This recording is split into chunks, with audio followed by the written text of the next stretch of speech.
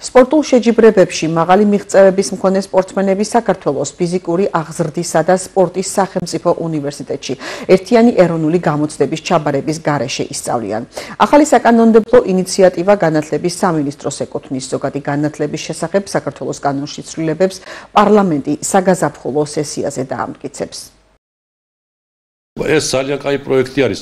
აქამდესაც ალბათ თქვენ გეხსოვებათ ძველი წლები, თუ გინდათ კომუნისტური წლები 60-იან 80-იან წლები, სადაც კარგი სპორტსმენები, წარმატებული სპორტსმენები ყოველთვის ამ გამოცდების გვერდით ხდებოდნენ სტუდენტები და სწავლას აგრძელებდნენ უმაღლეს სასწავლებლებში. ძალიან ბევრი შემიძლია დავასახელოთ, თუ გინდათ ნანა იოსელიანი, მაია ჩიბურდანიძე, ნანა ალექსანდრია, რომლებიც პირდაპირ ვიტყოდი, რომ დასვეს მაგალითად ჩიბურდანიძე სამედიცინო სასწავლებელში იოსელიანი უცხოენების ინსტიტუტში. ეს იმას კი არის შევს, რომ იმათ ცოდნა არ ქონდათ. ცოდნა ძალიან მაღალი ქონდათ, მithom ძალიან ახლოს ვცნობ მე მაგ ხალხს.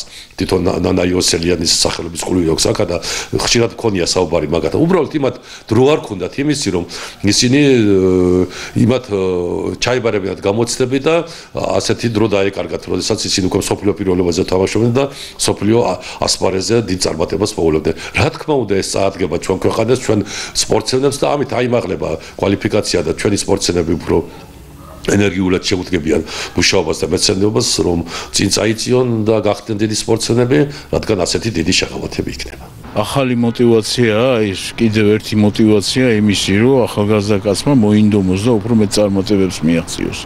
და ყველა ახალგაზრდის წარმატება და წინსვლა საქართველოს წინსვლადაც გამარჯვებაა. სპორტსმენი რომელიც ჩაირიცხება უნივერსიტეტში, ეს უკვე დამატებითი სტიმულაცია რა, მე ესე ვთვლი და რა ვიცი. ძალიან კაია. ესეთი რაღაც ამახალისებელი ინიციატივები რო იყოს, უფრო კარგი. ახლა ახალგაზრდები უფრო გონიერი ახალგაზრდობა მოდის და ფიქრობს უკვე ახალგაზრდები ფიქრობენ, როგორ წარმართონ, როგორ სწორად, როგორ წარმართონ თავისი